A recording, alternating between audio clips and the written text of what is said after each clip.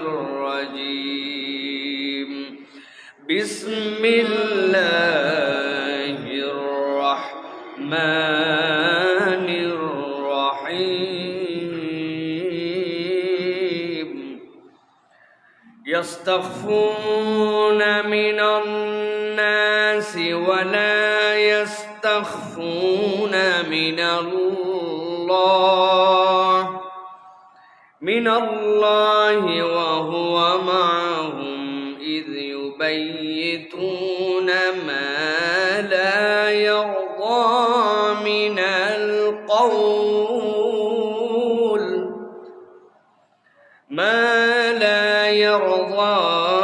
القول وكان الله بما يعملون محيطا. وقال الله سبحانه وتعالى إن الله وملائكته يصلون على النبي يا أيها الذين آمنوا صلوا عليه وسلموا تسليما. اللهم صل على محمد وعلى آل محمد كما صليت على إبراهيم وعلى آل إبراهيم إنك حميد مجيد. اللهم بارك على محمد وعلى آل محمد كما باركت على إبراهيم وعلى آل إبراهيم إنك حميد مجيد. আলহামদুলিল্লাহ, আল্লাহ রাব্বুল আলামিনের কাছে কৃতজ্ঞ হচ্ছি যে আল্লাহ রাব্বুল আলামিন আজকে আমাদেরকে জুমা পূর্ব এই অধিবেশনে আল্লাহ রাব্বুল আলামিন আসার বসার তৌফিক দান করলেন। এজন্য সকলে করি আলহামদুলিল্লাহ। দরুদ এবং সালাম বর্ষিত হোক আপনার আমার প্রিয় রাসূল জনাবে মুহাম্মদুর রাসূলুল্লাহ সাল্লাল্লাহু আলাইহি ওয়াসাল্লামের প্রতি। সম্মানিত হাজিরিন, আজকে জুমা পূর্ব এই সংক্ষিপ্ত অধিবেশনে আমরা একটি চমৎকার বিষয়ে কুরআন এবং হাদিস থেকে সংক্ষিপ্ত সময়ে কিছু কথা শোনার জন্য আমরা চেষ্টা করব। আজকে আমাদের আলোচ্য বিষয় হচ্ছে ভেতরটা ঠিক না হলে শুধু বাইরেটা সাজিয়ে কি হবে। কোরআন এবং সুন্নাহ আমাদেরকে বিষয়ে কি নির্দেশনা দেয় যে আমাদের ভেতর ঠিক নাই, কেবল আমরা বাহিরে সাজানোর জন্য প্রতিযোগিতায় নিমজ্জিত হয়েছি। সুতরাং হৃদয়ের ইসলাহ এবং লুকানো দায়িত্বগুলো আল্লাহ আমাদেরকে কি দিয়েছেন, এই আলোকে আজকে আমাদের জুমা পূর্ব আলোচ্যর বিষয় হচ্ছে ভেতরটা ঠিক না হলে শুধু বাহিরটা সাজিয়ে কি লাভ হবে। আসলে প্রিয় ভাইয়েরা, আমরা যদি একটু হিসাব করে মিলিয়ে দেখার চেষ্টা করি তাহলে মানুষের অন্তরের ভেতরের এমন কতকগুলা নিয়ামত আল্লাহ রাব্বুল আলামিন মানুষকে দিয়েছেন যেইটার গুরুত্ব আমরা বুঝি না। বাহিরে যেরকম সালাত আদায় করলে সওয়াব হয়, ঠিক একই রকম অন্তরের কিছু আমল আছে যেটা ইন্টেনশনের দ্বারাই আল্লাহ রাব্বুল আলামিন আপনার অন্তরের হালতের উপরে কিছুই করতে হয় না, অন্তরের আমলেও আল্লাহ সওয়াব দিয়ে দেন। বাহিরের জন্য কত কিছু করা লাগে, কিন্তু অন্তরের আমলের প্রতি আমাদের গুরুত্ব নাই। এই জন্য হৃদয়ের ইসলাহ এবং এই ক্ষেত্রে লুকানো দায়িত্বগুলো কি কি, আমরা কোরআন সুন্নাহর আলোকে 9টি পয়েন্ট আপনাদের কাছে বলবো। প্রত্যেকটা পয়েন্টের সাথে দুটো করে টাস্ক দেওয়া হবে, যাতে করে আমরা ধরে ফেলতে পারি যে আমার এই পয়েন্টের আলোকে কি আমার শুধরানো দরকার। একটু হার্ড, কিন্তু একটু বুঝে নিলে আমরা আমাদের জীবন পরিবর্তনের জন্য এখান থেকে পাথেয় সংগ্রহ করতে পারি। প্রিয় ভাইয়েরা, তাহলে আমরা বলতে চাই প্রথমে কোরআন সুন্নাহর আলোকে যে আমাদের যে এই ভেতরটা ঠিক করতে হবে, এই ভেতরে ঠিক করার ক্ষেত্রে কোরআন সুন্নাহ আমাদেরকে প্রথম কি নির্দেশনা দেয়। আমরা সূরা রুম, কোরআনের 30 নম্বর সূরা, 31 নম্বর আয়াত, এর আলোকে বলতে চাই 1 নম্বর আল্লাহ যে দায়িত্ব দিয়েছেন, আল্লাহ অন্তরকে যেই ফিতরাতের উপরে সৃষ্টি করেছেন, বান্দাকে দায়িত্ব দিয়েছেন তুমি অন্তরের ফিতরাতটা ঠিক রাখো। ফিতরাত মানে কি? স্বভাব। এখন আল্লাহ অন্তরকে কোন স্বভাবের উপরে সৃষ্টি করেছেন? আল্লাহ রাব্বুল আলামিন বলছেন ফাকিম ওয়াজহাকা লিদ-দীনি হানিফা ফিতরাতাল্লাহিল্লাতী ফাতারান নাস আলাইহা।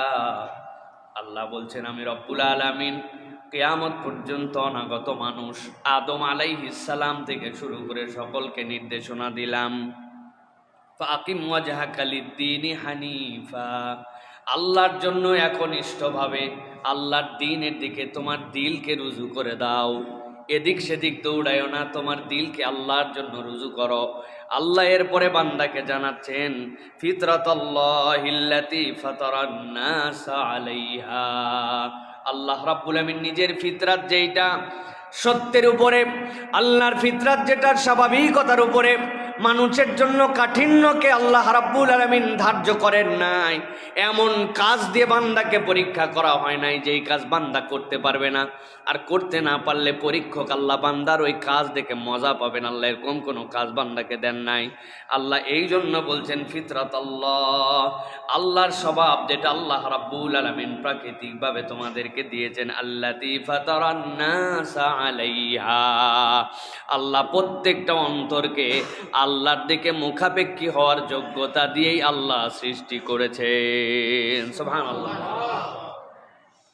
এই জন্য হাদিসের মধ্যে আসছে পৃথিবীতে যদি এমন কোনো মানুষ থাকে যেই মানুষটা বোবা, যেই মানুষটা গোঁয়া, কানে শোনে না, যেই মানুষটা হয়তোবা মুখ দিয়ে বলতে পারে না, ওই মানুষের কাছে আপনি কি দাওয়াত দিলেন, কি বললেন কিছুই বোঝে না, কিন্তু হাসরের দিনে রব্বুল আমিন তাকে জিজ্ঞাসা করবেন, তখন সে বুঝতেও পারবে, শুনতে পারবে।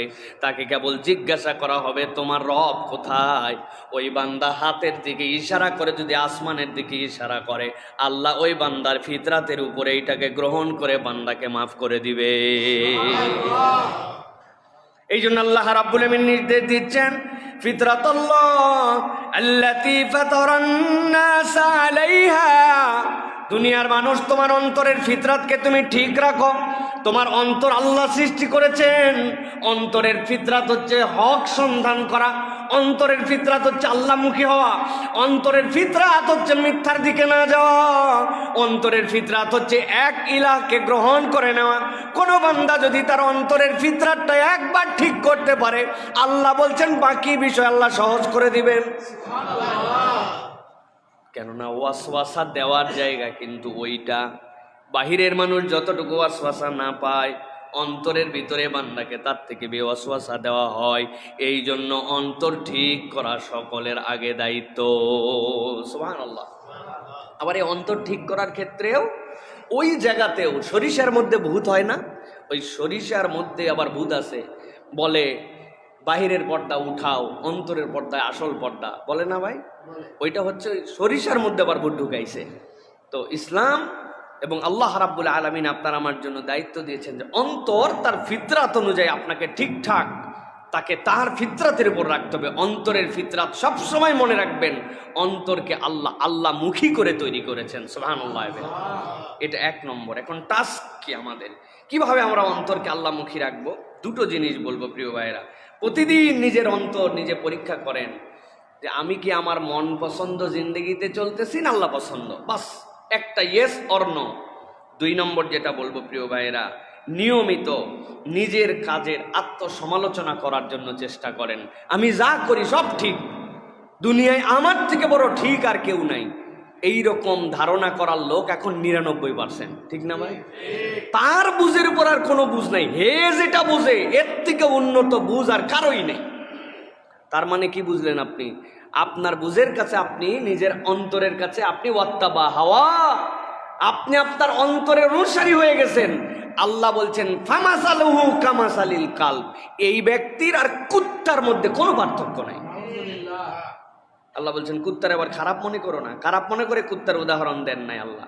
আল্লাহ বলছেন ইন তাহমিল আলাইহি ইয়ালহাস আও তাতরুকু ইয়ালহাস, কুত্তার চরিত্র হচ্ছে ও গরমে হোক শীতে হোক, ক্ষুদায় লাগুক না লাগুক, কেউ দাবড়ান দিক দাবড়ায় না দেখ, ওর পিপাসা লাগলে জিহ্বা বের করে লাল ফেলায়। ওই ব্যক্তির চরিত্র যে নিজের অন্তরের অনুগামী হয়েছে আল্লাহর থেকে দূরে সরায়া, ওর অভাব মিটবে না, ওর হাপিত্যেশ যাবে না, ওর লোভ যাবে না, ওর শান্তি হবে না। শীত গরম, টাকা না টাকা, সুন্দরী বউ অসুন্দরী বউ, বাড়ি আছে না আছে, আল্লাহ বলছেন আমি চ্যালেঞ্জ দিলাম, অন্তরের অনুগামী হইছ, তোমার মধ্যে থেকে কখনো অশান্তি এটা দূর হবে না। নাউজুবিল্লাহ। অতএব প্রিয় ভাইরা, 1 নম্বর, অন্তরকে তার ফিতরাতের দিকে ফেরত আনাতে হবে। অন্তরের ফিতরাত আল্লাহমুখী হওয়া, অন্তরের ফিতরাত আল্লাহর অনুগামী হওয়া। কেননা কুলির রূহ মিন আমরি রব্বি, এটা তো আল্লাহর নির্দেশনা। তাহলে আল্লাহ যাকে সৃষ্টি করেছেন সেটা আল্লাহ তার আনুগত্য করার উপযুক্ত করেই সৃষ্টি করেছেন। সুবহানাল্লাহ। সুতরাং এটা হচ্ছে 1 নম্বর বিষয় প্রিয় ভাইরা। 2 নম্বরে, গোপনে করা গুনাহ লুকিয়ে ঠিক করে ফেলা। খুব বড় পয়েন্ট। আমাদের অনেক গুনাহ আছে আমরা যেগুলি গোপনে করি, কিন্তু ওই গোপনে গুনাহটা আমরা গোপনে করি বলে আমরা ওইটাকে ঠিক করি না। আপনি যদি আপনার অন্তরকে, ভিতরটাকে সুসজ্জিত করতে চান, তাহলে গোপনে করা গুনাহ লুকায়া লুকায়া ঠিক করে ফেলা। আমার কথা নয়, আল্লাহ রাব্বুল আলামিন বলছেন সূরা নিসা, কোরআনের 4 নম্বর সূরা 108 নম্বর আয়াতের মধ্যে আল্লাহ বলছেন, ইয়াস্তাগফুনা মিনান নাসি ওয়া লা ইয়াস্তাগফুনা মিনাল্লাহ।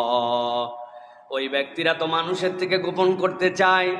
এমন কিছু করছি দুনিয়ার কেউ দেখে নাই, এমন ভাবে করলাম, এমন কৌশলে মার দিলাম, এমন টেকনিক্যালি কাজটা করে ফেললাম, দুনিয়ার কেউ দেখে নাই। আল্লাহ বলছেন ওই মানুষেরা মানুষের থেকে গোপন করতে পারে। ওয়ালা ইয়াস্তাগফুনা মিনাল্লাহ, কিন্তু আল্লাহ থেকে তো তুমি কিছুই গোপন করতে পারো না। ওয়া হুয়া মাহুম, আল্লাহ তখনও তাদের সাথে ছিলেন। ইয ইউবাইয়িতুনা মা লা ইয়ারদা মিনাল কওল, যখন তারা গোপনে গোপনে রাত্রেবেলা তার বাড়িতে যেই কথা আল্লাহ পছন্দ করেন না ওই রকম বিষয় নিয়ে আলোচনা করছিল। আল্লাহ বলছেন মানুষ দেখছে না, কেউ জানছে না।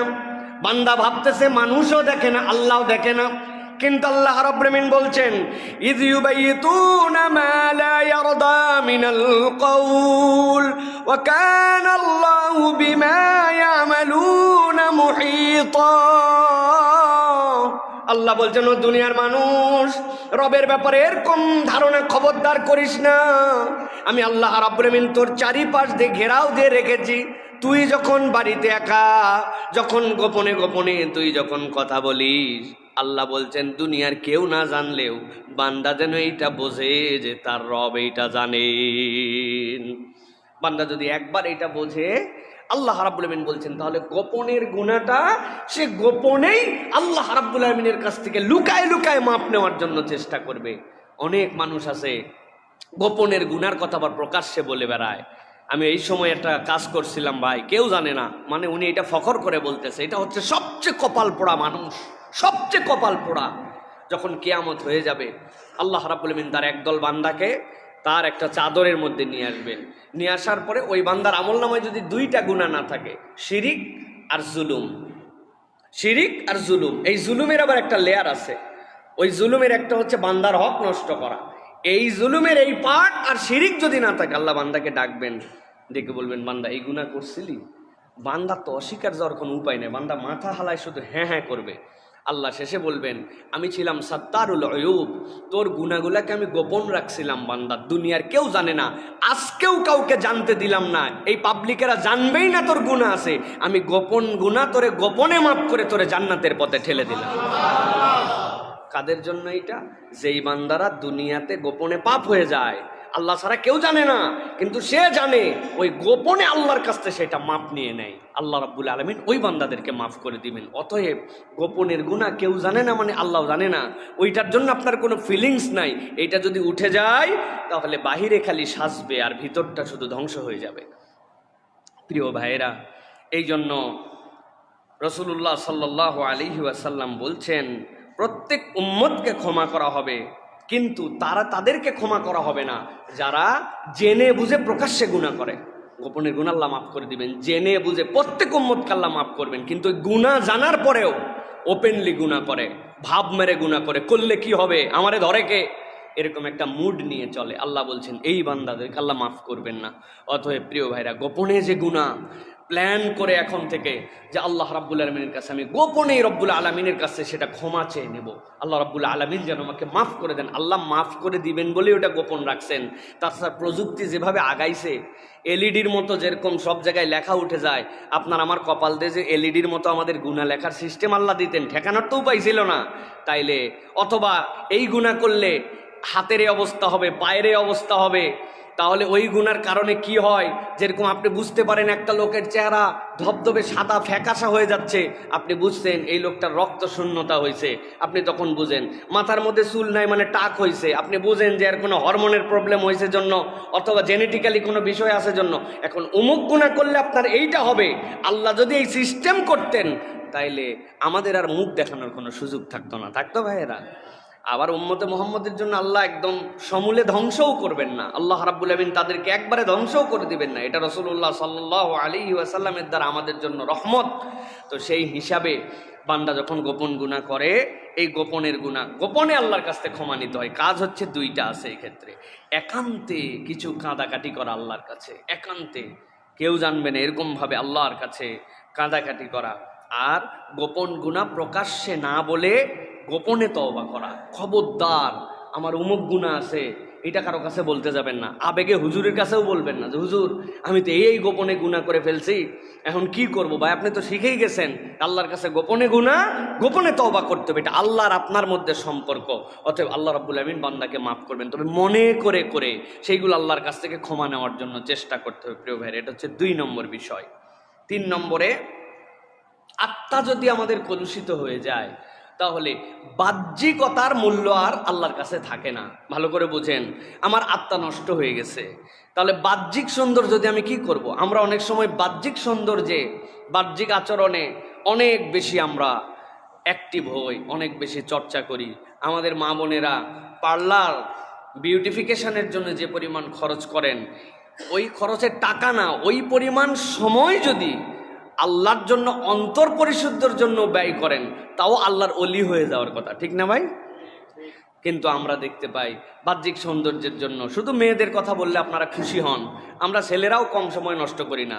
সেলুনে সপ্তাহে সপ্তাহে যেতে হয়, আমাদেরকে সৌন্দর্যের জন্য চেষ্টা করতে হয়, জামাটা যেন আমার সবচেয়ে সুন্দর হয়, আমার টুপিটা যেন সবচেয়ে সুন্দর হয়, জুতাটা সুন্দর হয়। আমরা বাহ্যিকতার জন্য অনেক কিছু করি, এগুলো নাজায়েজ না, কিন্তু অন্তর নষ্ট হওয়ার পরে এই বাহ্যিকতা কেবল দুর্গন্ধকে কিছুটা সময় প্রশমিত করে, কিন্তু এই দুর্গন্ধ আলটিমেটলি কখনো না কখনো বেরিয়ে যাবে। এই জন্য আল্লাহ রাব্বুল আলামিন নির্দেশনা দিয়েছেন। সূরা শামস সবচেয়ে পরিচিত আয়াত আমাদের, 9 এবং 10 নম্বর আয়াত, যদিও এর তাফসীর খুব ডিটেলস। আল্লাহ রাব্বুল আলামিন বলছেন, قد أفلح من زكاها وقد خاب من دساها। আল্লাহ বলছেন সফল হয়ে গেছে সে, সুন্দর পাঞ্জাবি পরেছে যে, তাই তো না? আল্লাহ রাব্বুল আমিন বলছেন কদ আফলাহা মান যাক্কাহা, আল্লাহর কাছে সফল হয়ে গেছে সে যে তার অন্তরকে পবিত্র করে ফেলেছে। ইমাম ইবনে কাসির রহমাতুল্লাহি আলাইহি বলছেন আল্লাহ রাব্বুল আমিন যাক্কাহা যেটা বলেছেন, এর দ্বারা রব্বুল আমিন মূলত বুঝাতে চেয়েছেন আল্লাহ দুনিয়ার সব মানুষকে মাফ করে দিবেন এই একটা কথার উপরে। আল্লাহ রাব্বুল আলামিন কোনো বান্দাকে যদি শিরিক থেকে মুক্ত রাখেন, বিদআত থেকে মুক্ত রাখেন, ওই বান্দার জীবনে যদি শিরিকের সাথে সম্পর্ক না থাকে, আল্লাহ সব বান্দাকে কোনো না কোনো অবস্থায় মাফ করে দিবেন। সুতরাং সবচেয়ে বড় হচ্ছে কদ আফলাহা মান যাক্কাহা, মানে হচ্ছে যে তার অন্তরকে শিরিক আর কুফর থেকে মুক্ত করেছে। আল্লাহ রাব্বুল আমিন বলছেন ওয়াকাদ খাবা মান দাসসাহা, আর যে এর মধ্যে লিপ্ত হয়ে গেছে, দুনিয়ায় হাজার হাজার কোটি টাকা দান করে, এমন ফাউন্ডেশন বানায় রাখছে যেই ফাউন্ডেশন দিয়ে পুরা পৃথিবীর মধ্যে সবচেয়ে বড় চ্যারিটি ওয়ার্ক করে, ডোনেশন করে, কিন্তু অন্তরের মধ্যে শিরিক আছে, একত্ববাদ মানে না, ত্রিতত্ত্ববাদে বিশ্বাসী। আল্লাহ বলছেন সে ধ্বংস হয়ে গেছে। অতএব যার অন্তর ঠিক হয়েছে, আল্লাহ বলছেন সে ঠিক হয়ে গেছে, আর যার অন্তর নষ্ট হয়ে গেছে তাকে আল্লাহ রাব্বুল আলামিনের কাছে 1 পয়সাও তার দাম নাই। খুব সাবধানে প্রিয় ভাইরা, এই জন্য আমরা আমাদের অন্তরকে অনেক সময় নিজেদের মতো করে নষ্ট করে ফেলছি। আমরা কাটাকাটির খেলায় বিশ্বাসী। এখন কাটাকাটির খেলা জানেন তো না ভাই? এক লোক গরু চুরি করছে, গরু চুরি কইরে আবার কুরবানি দিছে। লোকজন বলছে এ ব্যাককল, তুই চুরি করা গরু দিয়ে কুরবানি দিলি? কয় যা করা লাগবে আমি বুঝেই করছি। ওই কেমনে বুঝলি? কয় চুরি করছি গুনাহ, কুরবানি দিছি সোয়াব। দুইটা দিয়ে কাটাকাটি, মাঝে গোস্ত ফাও খাইছে। এখন আমরা এই গরু চুরির ঘটনায়, যদিও কাল্পনিক, কিন্তু এইটাকে আমরা এনজয় করলাম। কিন্তু আপনি আমি যদি একটু হিসাব করি ভাই, দেখবেন কিছু ভালো কাজ করি, কিছু খারাপ কাজ করি। জুম্মার নামাজে আগে আসি, আসরের নামাজ পড়ি না, কাটাকাটি তো না ভাই। আমরা তো কাটাকাটির খেলায় আছি এখন প্রিয় ভাইরা। ফকির দেখলে দান করি, আবার যেখান থেকে মনে করেন ঘুষ খাওয়া লাগবে এখান থেকে ঘুষ খাই। আমরা এই যে কাটাকাটির খেলায় আছি। আল্লাহ বলছেন এই অন্তরটা তোমার শুদ্ধ হয় নাই। মুফাসসিররা এই জন্য বলছেন বিশুদ্ধ অন্তর বানানোর জন্য 10টা দিকে সবসময় মনোযোগ রাখতে হয়। 1 নম্বর তাওহীদ, 2 নম্বর ইস্তিগফার, 3 নম্বর সহিহ নিয়ত, 4 নম্বর নফসকে দোষারোপ করার মানসিকতা। আমি ঠিক আমার নফসকে আমি দোষারোপ করব, ওকে পাত্তা দেওয়া যাবে না। 5 নম্বর সৎসঙ্গে না থাকলে এটা লাইন মতো থাকবে না। 6 নম্বরে সব সময় নিজের অহংকার, নফসের অহংকারকে দমায় রাখা। আমার নফস একটা অহংকারী হয়ে উঠতেছে, এটাকে দমায় রাখতে হবে। 7 নম্বর হালাল রিজিকের অনুসন্ধান করা। এরপরে 8 নম্বর নফসের সাথে জিহাদ করা। 9 নম্বর সব সময়ে আল্লাহ রাব্বুল আলামিনের কাছে গোপনে ক্ষমা চাওয়ার মেন্টালিটি নিয়ে থাকা। 10 নম্বরে অনেক কাজ প্রকাশ্যে করি, যেটা আমাদের মধ্যে অনেক না চাইলেও রিয়া নিয়ে আসে, গোপন আমল করা। বান্দা যদি 10টা টাস্কের সাথে ঘুরে ফিরে নিজেকে ল্যাপটায় রাখতে পারে, আল্লাহ রাব্বুল আমিন ওই নফসকে তাজকিয়ার হালতে আল্লাহ রাব্বুল আমিন রাখবেন ওই বান্দার নফসকে। এই জন্য আমাদের জন্য এটা অত্যন্ত গুরুত্বপূর্ণ প্রিয় ভাইরা। হাদিস আমাদেরকে বিষয় সমর্থন করতেছে। নবীজি সাল্লাল্লাহু আলাইহি ওয়াসাল্লাম বলছেন ইন্নাল্লাহ তাআলা লা ইয়ানজুরু ইলা সুওয়ারিকুম, আল্লাহ রাব্বুল আমিন তোমাদের বডি দেখেন না, আল্লাহ রাব্বুল আমিন তোমাদের বাহ্যিক রূপ দেখেন না, ওয়া আমওয়ালিকুম তোমাদের সম্পদ কত আল্লাহ দেখেন না, ওয়ালাকিন ইন্নামা ইয়ানজুরু ইলা কুলুবিকুম ওয়া আমালিকুম, আল্লাহ তোমার অন্তর দেখেন আর তোমার আমল দেখেন। বান্দা তুমি কোন অন্তর নিয়ে আল্লাহর কাছে হাজির হয়েছিলে, তুমি কোন আমল আল্লাহ রাব্বুল আমিনের জন্য ডেডিকেটেড করেছিলে, এইটা আমাদের জন্য খুব গুরুত্বপূর্ণ প্রিয় ভাইরা। তাহলে এটা গেল 3 নম্বর প্রিয় আমাদের জন্য কাজ। 4 নম্বর যে বিষয় প্রিয় ভাইরা, সেটা হচ্ছে গোপন বিচারক হওয়া নিজের প্রতি। আমি নিজেই আমার নিজের বিচারক। কিভাবে সম্ভব? কোরআনে বিষয়ে আমাদেরকে কি নির্দেশনা দিচ্ছে? নিজের গোপন বিচারক আমি কিভাবে হতে পারি? আল্লাহ রাব্বুল আমিন বিস্তারিত বিষয়ে কথা বলেছেন সূরা কিয়ামার 11 নম্বর আয়াত থেকে 15 নম্বর আয়াত। দেখবেন আল্লাহ রাব্বুল আমিন কি চমৎকার করে আপনার আমার জন্য জানিয়েছেন। আল্লাহ রাব্বুল আমিন বলছেন ইয়াকুলুল ইনসানু ইয়াওমাইযিন আইনাল মাফার, এমন একদিন আসবে যেই দিন বান্দা আল্লাহ রাব্বুল আমিনের সামনে যে বলবে রব পালাবার জায়গা কোথায়? কোনো জায়গা তো আর পাচ্ছি না, পালাবো কোথায়? আজকে আমি পালাবো কোথায়? গোপন হব কোথায়? গোপন হওয়ার তো আর কোনো জায়গা নাই। আল্লাহ বলছেন কাল্লা লা ওয়াজার ইলা রাব্বিকা ইয়াওমাইযিন মুস্তাকার। আল্লাহ রাব্বুল আমিন বলছেন ওই দিন আল্লাহ রাব্বুল আমিনের সামনে থেকে পালানোর আর কোনো জায়গা থাকবে না। বান্দা আল্লাহ রাব্বুল আমিনের পাকড়াওয়ের মধ্যে চলে আসবে। বান্দা যতই সার্কেল করুক, যতই ঘুরুক, রব্বুল আমিনের সামনেই বান্দাকে চলে আসতে হবে। আল্লাহ রাব্বুল আমিন বলছেন কেবল আসবেই না, বান্দা ইউনাব্বাউল ইনসানু ইয়াওমাইযিন বিমা কদ্দামা ওয়া আখার, তার আগে কি প্রেরণ করেছে, পেছনে কি ছেড়ে এসেছে, আল্লাহ বলছেন সবগুলা তাকে বুঝায় দেওয়া হবে। শব্দ দুইটা ভালো করে আবার খেয়াল করেন, আরেকবার বলি। আল্লাহ রাব্বুল আমিন বলছেন ইউনাব্বাউল ইনসানু ইয়াওমাইযিন বিমা কদ্দামা ওয়া আখার, সামনে তার কি পাঠানোর দায়িত্ব ছিল আর পিছনে কি কি বাদ দিয়ে এসেছে, কি করার ছিল কি করেন নাই, আর কি পাঠানোর তার দায়িত্ব ছিল কি পাঠান নাই, আল্লাহ বলছেন সবগুলার হিসাব দেওয়া হবে। রব্বুল আলামিন বলতেছেন বালিল ইনসানু আলা নাফসিহি বাসীরা ওয়ালাউ আলকা মাআযীরা। আল্লাহ বলছেন মূলত মানুষই তার নিজেকে দেখার জন্য যথেষ্ট। যদি নিজেই নিজের বিচার করত তাহলে সে যথেষ্ট তার জন্য হয়ে যেত, কিন্তু বান্দা এটাতে গুরুত্ব দেয় নাই। রিকশার পিছনে লেখা থাকে, ট্রাকের পিছনে লেখা থাকে বিবেক মানুষের বড় আদালত, থাকে না ভাই? কথাটার ভার অনেক। আল্লাহ রাব্বুল আলামিন এই জন্য বলছেন, বান্দা তুমি তোমার নিজের বিচারক হও, তুমি নিজেকে নিজে একটু হিসাবের মধ্যে ফেলো।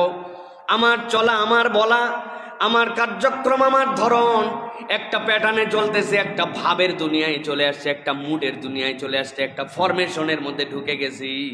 আমার জীবনই এইরকম, এই খাওয়া পড়া, বাঁচার শোয়া, স্কুলে যাওয়া আসা, চাকরি, আবার খাওয়া পড়া, চলাফেরা, বাঁচা। আমরা মনে করছি আমার জীবনের গণ্ডি এইটা। আল্লাহ বলছেন একটুখানি বিচার করো আবার। বালিল ইনসানু আলা নাফসিহি বাসীরা, সে তার অন্তরের ব্যাপারে বাসারত দেওয়া আছে, সে কিন্তু হিসাব করতে পারে। অতএব আমরা যদি আমাদের নিজেদের ক্ষেত্রে নিজেরা একটু বিবেচনায় নিয়ে আসি, তাহলে আমার ভুলগুলো, আমার সঠিকগুলো আমার সামনে অনেকাংশে ধরা পড়তে বাধ্য। রাসূলুল্লাহ সাল্লাল্লাহু আলাইহি ওয়াসাল্লাম থেকে বর্ণনা এসেছে এর উপরে আলাদাভাবে যে আল্লাহ রাব্বুল আলামিন ওই বান্দাগুলাকেই পছন্দ করেন যেই বান্দাগুলা ইহতিসাবের জীবন চালায়। ইহতিসাব মানে কি ভাই? কতবার এই হাদিস শুনছেন আপনারা, মান সামা রমাদানান ঈমানান ওয়া ইহতিসাবান, মান কামা রমাদানান ঈমানান ওয়া ইহতিসাবান, মান কামা লাইলাতুল কদরি ঈমানান ওয়া ইহতিসাবান। ঈমান আর ইহতিসাবের সাথে যেই ব্যক্তিরা নামাজ পড়বে, রোজা রাখবে, লাইলাতুল কদরে দাঁড়াবে, আল্লাহ তার অতীতের সব গুনাহ মাফ করবেন। জোরে বলুন সুবহানাল্লাহ, জোরে বলুন সুবহানাল্লাহ। তো বলি, কিন্তু ঈমানটা কি আর ইহতিসাবটা কি বুঝলাম না। ঈমান না বুঝলাম, ইহতিসাব বুঝলাম না। সুবহানাল্লাহ জোর কিন্তু ঠিক আছে। ইহতিসাব কি আমাদের? ইহতিসাব মানে হচ্ছে ওই বান্দা হিসাব করে করে, বুঝে বুঝে, গুনে গুনে, আত্মসমালোচনা করে কেন করতেছি এইটা হৃদয় থেকে উপলব্ধি করে যখন ওই কাজ করবে ঈমানের সাথে, আল্লাহ তখন ওই বান্দাকে মাফ করবে। আমাদের উপলব্ধির জায়গাটা দুর্বল হয়ে গেছে প্রিয় ভাইরা, আমরা উপলব্ধি করি না। করা লাগবে, রিচুয়াল করে যাচ্ছি, সবাই করে তাই করতেছি, মানে একদম গতানুগতিক একটা কাজ এটার মধ্যে নিয়ে আসছি আমরা প্রিয় ভাইরা। এই জন্য অনেক সালাফদের থেকে দেখা যায় যে তারা দুইটা কাজ করতেন। একটা হচ্ছে দিনলিপি লেখা, পুরোটা না, কি ভালো করছে কি খারাপ করছে, একটা দিনলিপি তারা লিখে রাখতেন যে আজকে আমি কি ভালো কাজ করছি, আজকে আমি কি খারাপ কাজ করছি। এটার জন্য তারা হিসাব রাখতেন যে আমার এদিকে তাকানোর কথা ছিল না, আমি তাকিয়ে ফেলেছি। হ্যাঁ, একটা ইয়ারকি ফাজলামি করতে করতে একটা গালি দিয়ে বসেছি। হ্যাঁ, বিনা অজুহাতে একটা মিথ্যা কথা মুখ দিয়ে বাড়ায় গেছে, এটা না করলেও পারতাম। আমার এই খারাপ কাজ, আমার ভালো কাজ কি?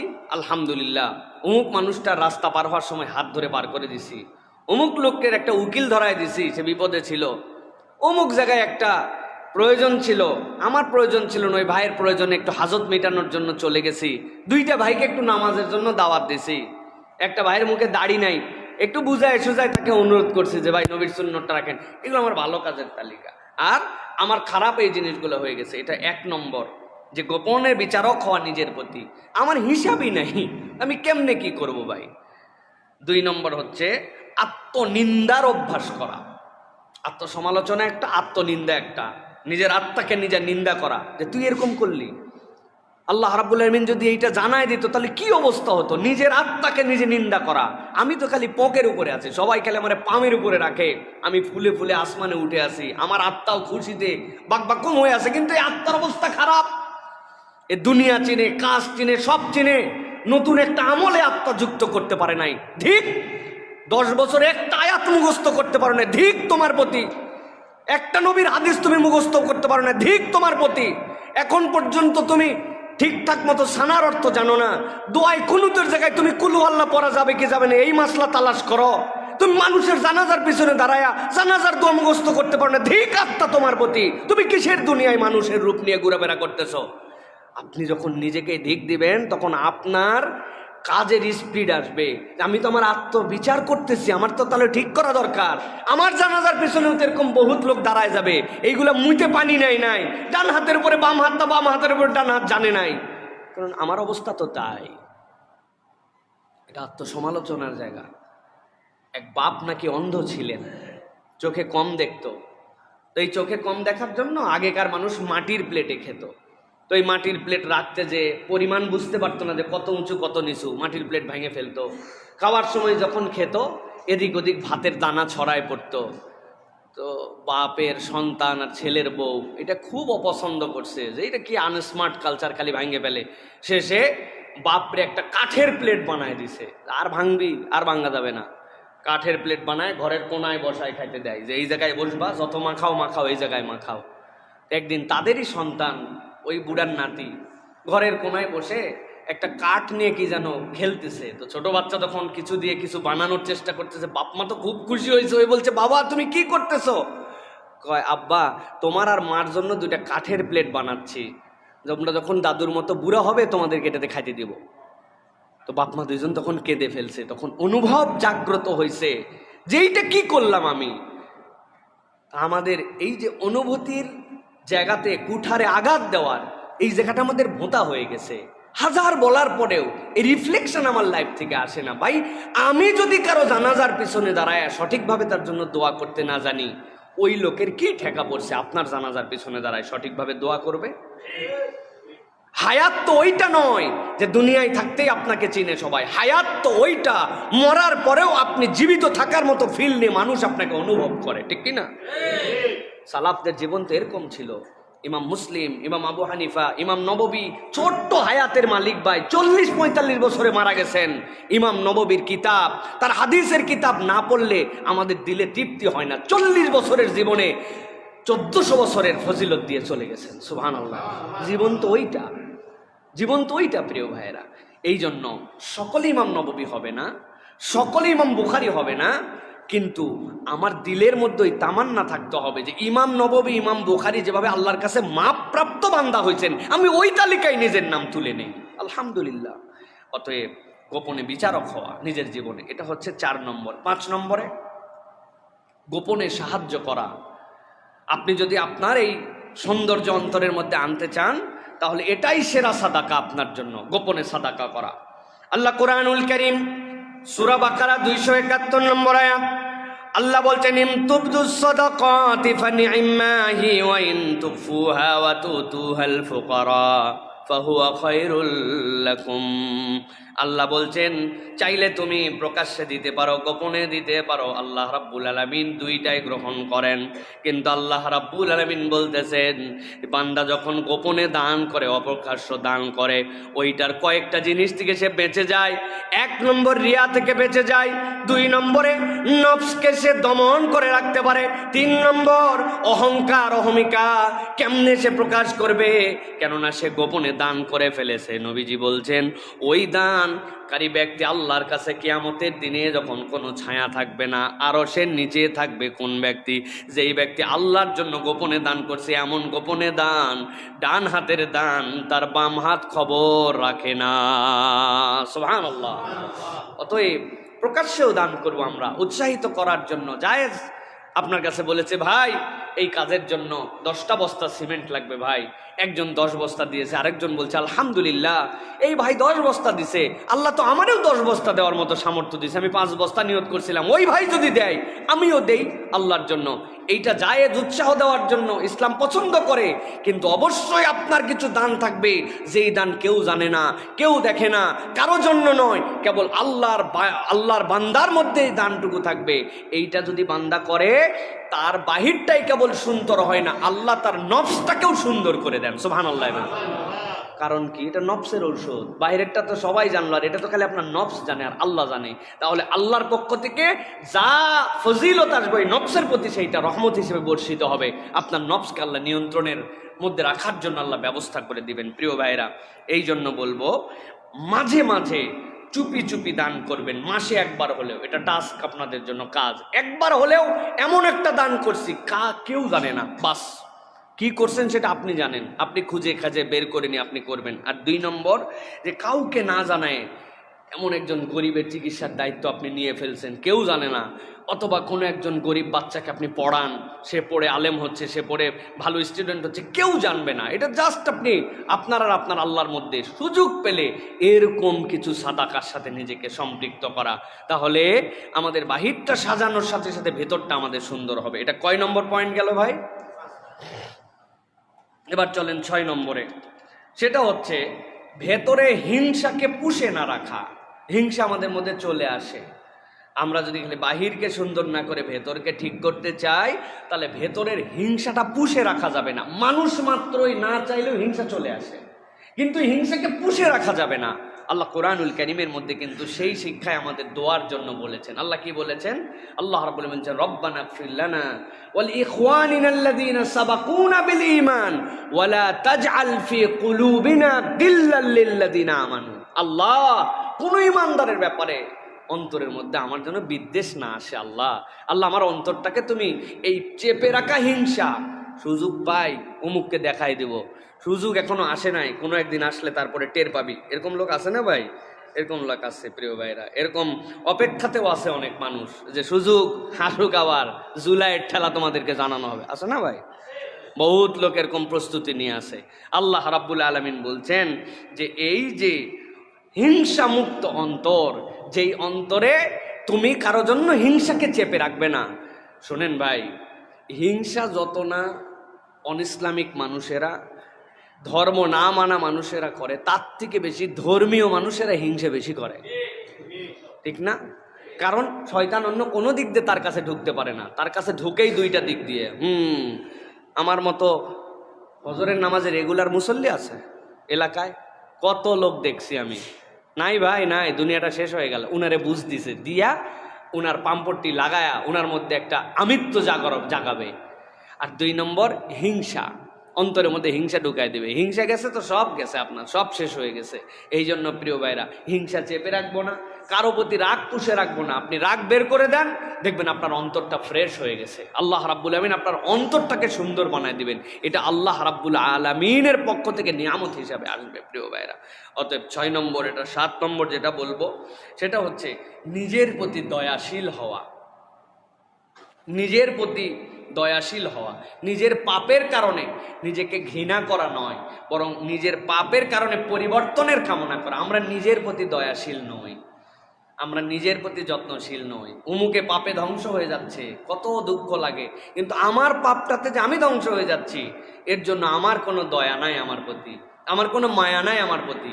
আমার আল্লাহ আমাকে যে এত ভালো রেখেছেন, আমার কোনো মায়া নাই এর জন্য আমার প্রতি। আমার নিজের প্রতি আমি নিজে দয়া করি না। প্রিয় ভাইয়েরা, এইটা আমার কথা নয়, সূরা জুমার পরে দেখবেন 39 নম্বর সূরার 53 নম্বর আয়াত, আপনাদের জানা আয়াত। আল্লাহ রাব্বুল আলামিন বলছেন, কুল ইয়া ইবাদিয়াল্লাযীনা আসরাফু আলা আনফুসিহিম লা তাকনাতু মির রাহমাতিল্লাহ ইন্নাল্লাহা ইয়াগফিরুয যুনুবা জামিআ। আল্লাহ রাব্বুল আলামিন অন্য আয়াতে বলছেন, আল্লাহ সব গুনাহ বান্দার ক্ষমা করেন।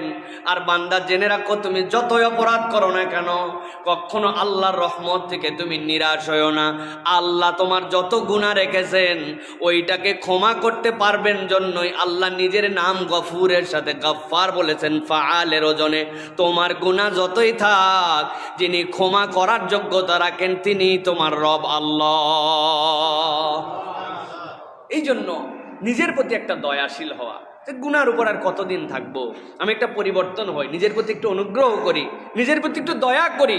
চলেন না জীবনটা একটু বদলায় ফেলি, কতদিন আর একরকম চলবে? চলেন না একটুখানি আমরা আল্লাহর দিকে ডেডিকেটেড হয়ে যাই, একটু মোটিভেটেড হই, নিজেকে একটু উৎসাহ দেওয়ার চেষ্টা করি।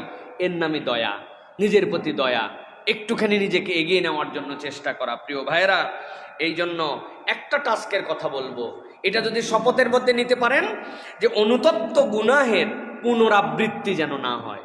কি বলেছি ভাই?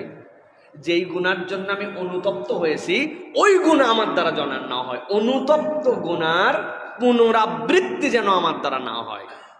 আপনি একটু হিসাব মিলান, কোন গুনাহ করার পরে আল্লাহর কাছে আমি লজ্জিত হয়েছিলাম, তওবা করছিলাম, আল্লাহ আমারে মাফ করে দে বলছিলাম, তার মানে আপনি এই গুনার জন্য অনুতপ্ত, এইটা যেন আমার জীবনে আর না হয়। এই বান্দা তো আল্লাহর ফেরেশতা হয়ে যাবে ইনশাল্লাহ, ঠিক কিনা ভাই?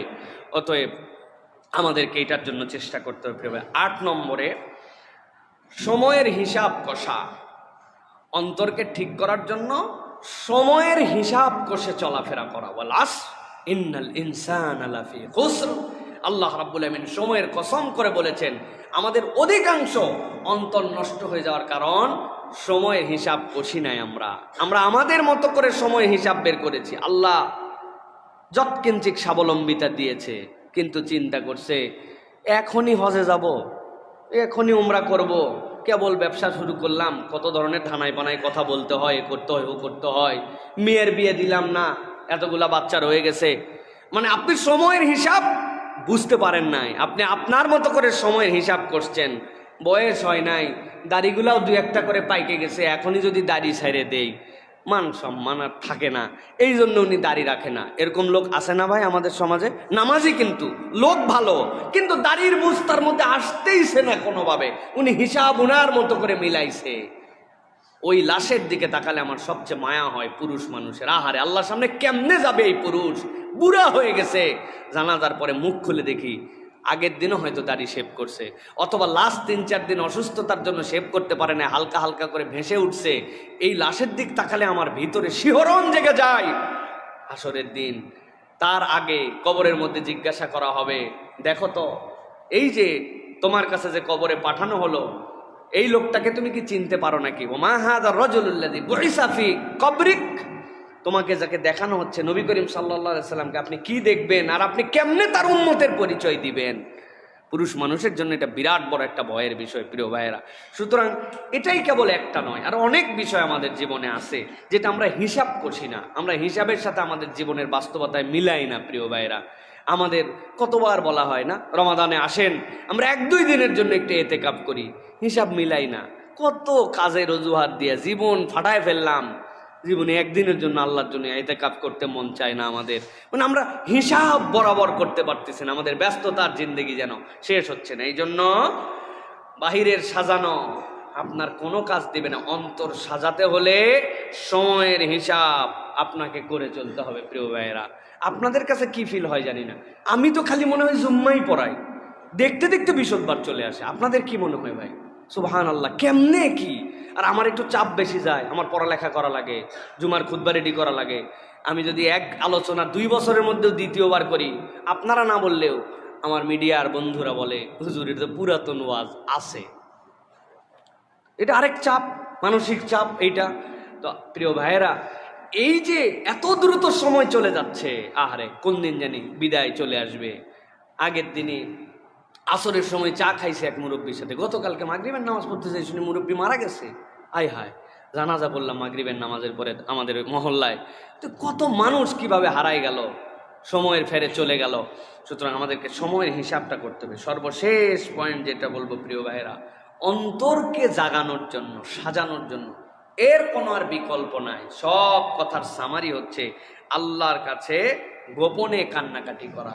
আল্লাহর কাছে যদি আপনি গোপনে কাঁদতে না পারেন, এই ফ্লোর যদি আপনি বের করতে না পারেন, অন্তর আর যাই হোক জাগরুক করা বিরাট কঠিন ব্যাপার প্রিয় ভাইরা। আল্লাহ কোরআনুল কারীমের সূরা সাজদার মধ্যে বলেছেন, 32 নম্বর সূরার 16 নম্বর আয়াত, এরপর আমার আলাদা আলোচনা আছে।